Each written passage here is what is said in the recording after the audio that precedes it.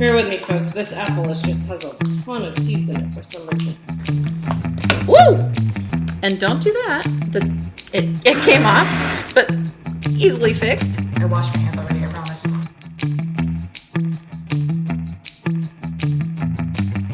Hi there, it's Dr. Yum. Hi, I'm Heidi with the Dr. Yum Project. Hey everyone, it's been a little while since we've done a team compilation video. Hi, it's Erin. Tasting spoon. See how it is.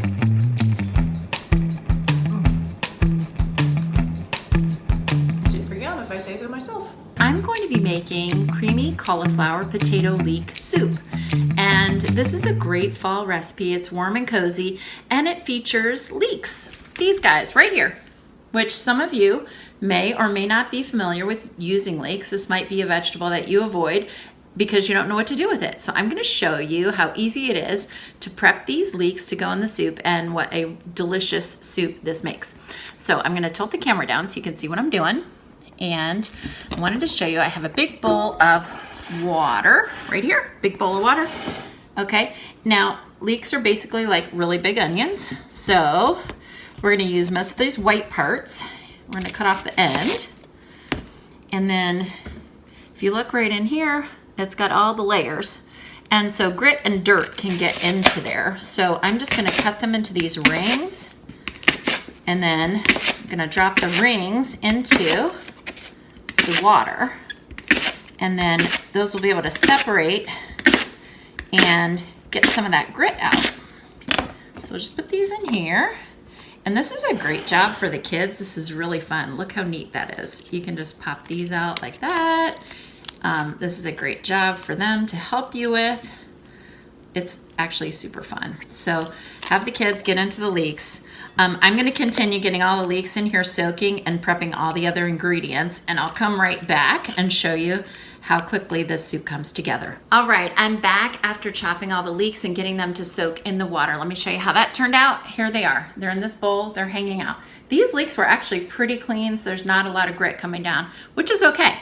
But we're gonna let them hang out, and I wanted to show you the rest of everything that I have prepped. So if you have not watched the video, this is cauliflower, all chopped, on dryum.org, where Sarah explains our #1 pro tip from Dr. Yum, which is mise en place, everything in its place. Just really means that you get everything ready to go before you start cooking. And so I've got onion and garlic here. Potatoes are chopped here. I've got veggie broth measured out. I have my spices measured out, and I have my can of coconut milk. I also have my immersion blender over there ready to roll, plus my soup pot. Okay, I'm at the stove. I'm heating up the oil. We're gonna get ready to heat everything in the order on the recipe. So onion, garlic, leek, and then we add everything else in. And the good thing about this recipe, you don't have to be too precious about anything, because it's eventually a blended soup. So even if your cuts aren't that even, it's okay. Everything's gonna work out. So just go ahead and get your onion sizzling away. We're gonna go ahead and add in our leeks. You're just waiting for everything to get soft enough that you can either food process it, blend it, or use your immersion blender. And I'm gonna use an immersion blender today. I'll show you how easy that is to work once the soup is ready for that step. Okay, I'm gonna go ahead and put the spices in with this right now just to start getting those nice and fragrant in there. We'll add our cauliflower. And we'll add the potatoes. And then we're gonna add in the broth and let everything in here get nice and soft so that it's ready to be blended.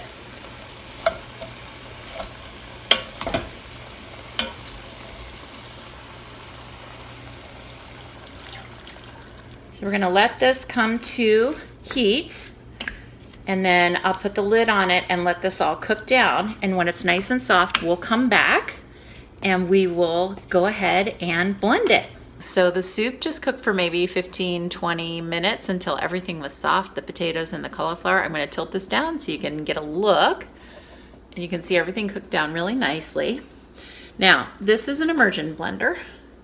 If you don't have an immersion blender, you can blend this soup in a regular blender, but just be careful in a regular blender. Do it in small batches and make sure you vent the lid so that the heat doesn't pop up. So with the immersion blender, it's just a tiny little blender right here, or it might be called a stick blender, and you can just put it right down into the soup and then blend. So you just sort of move it around, lift and move, and you just are gonna blend it to your consistency. Some people like a soup with more chunks. Some people might like it more smooth.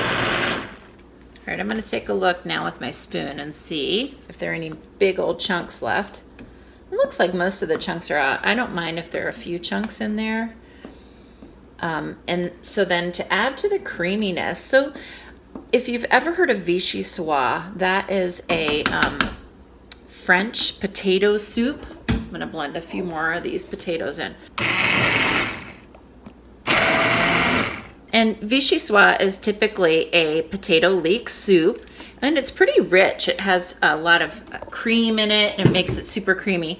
And my goal with creating this soup for the Dr. Yum project was to make it vegan, really because my daughter is allergic to dairy. And so we like to try to convert some heavily dairy recipes into using non-dairy things. So to make it creamy, you can add this coconut milk. And it gives you that richness without the dairy.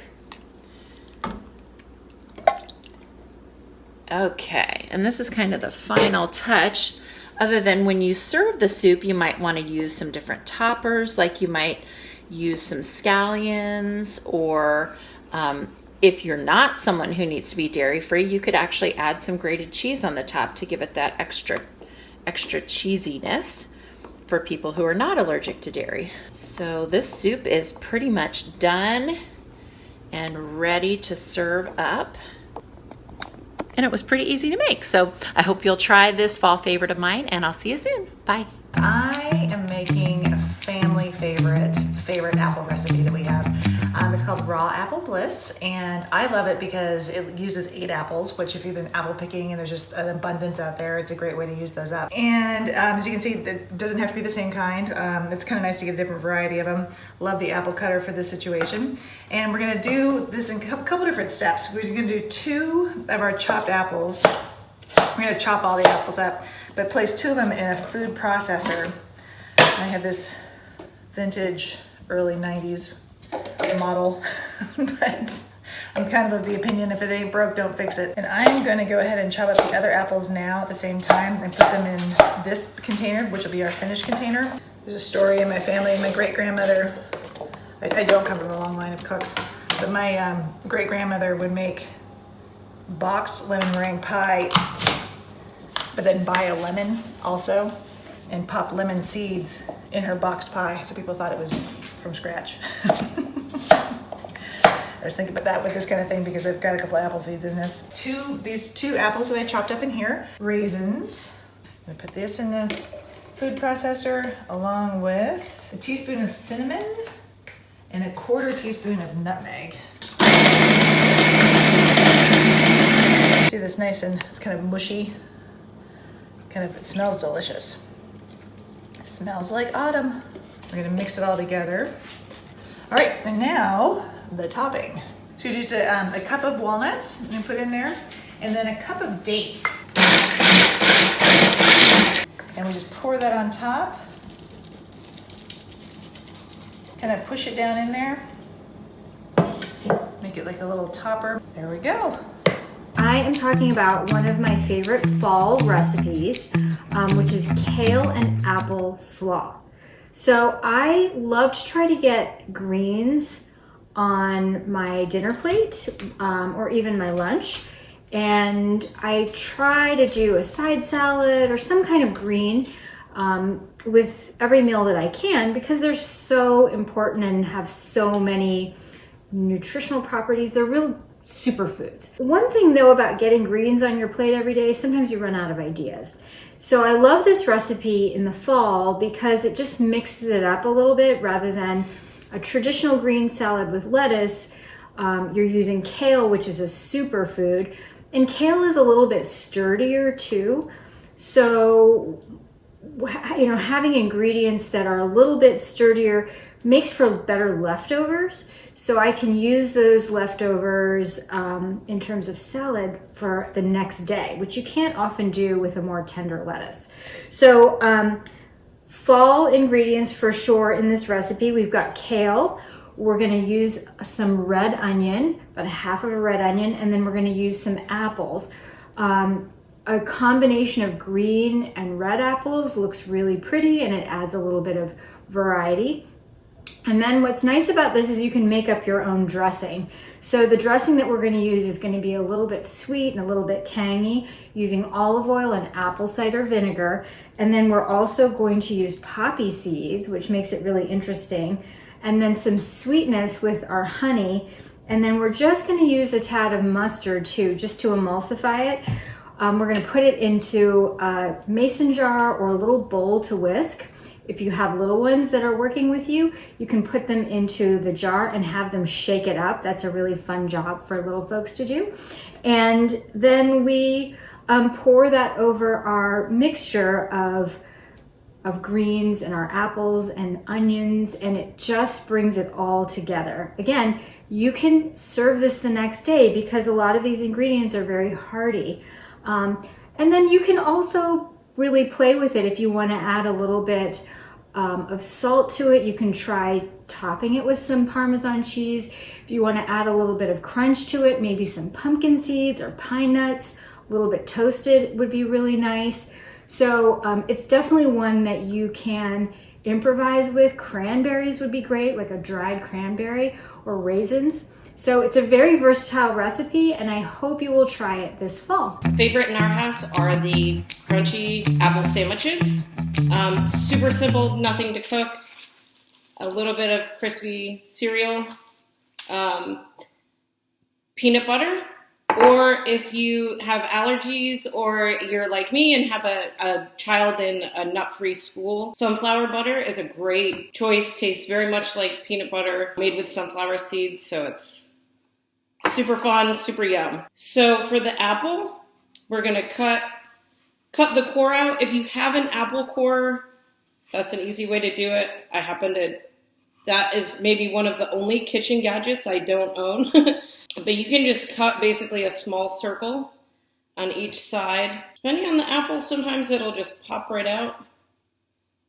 This one's not cooperating very well, but I also have this little tool that's great for coring different vegetables like zucchini and squash, which we do a lot here. The nice thing about this too, my daughter isn't the most adventurous eater all the time, but this is such a great after-school snack. We often have it as a lunch on the weekends if we're eating bigger meals. This is something I've often taken to the park or the playground for like a hearty snack. And then just cut these like about an inch thick, maybe a little less. And then you've got rings. If you've got multiple kids or we're enjoying it as a family, you can just, do several apples and then kind of set up a little assembly line for those. So again, in our recipe, it tells you about a tablespoon of peanut butter. It's going to depend, or some whatever nut butter you prefer. And then you or the child just kind of spread that on. And then you'll take a bag of your cereal. This is a fun way to kind of teach measuring with your kids as well. This is actually a half tablespoon because my tablespoon is in my running dishwasher. But let them just scoop that in and then just sprinkle it on top. It'll stick to the peanut butter. Take the other top. Sometimes we like to do an extra dip of peanut butter here. And then there you have your nice little sandwich. So super fun for a kid to eat. It does get a little messy sometimes. That's part of the fun of it. And it's really great because it's crunchy, not just from the apple, but with the cereal. So it's a whole bunch of different textures and just a really yummy, nutritious, filling snack or part of a lunch.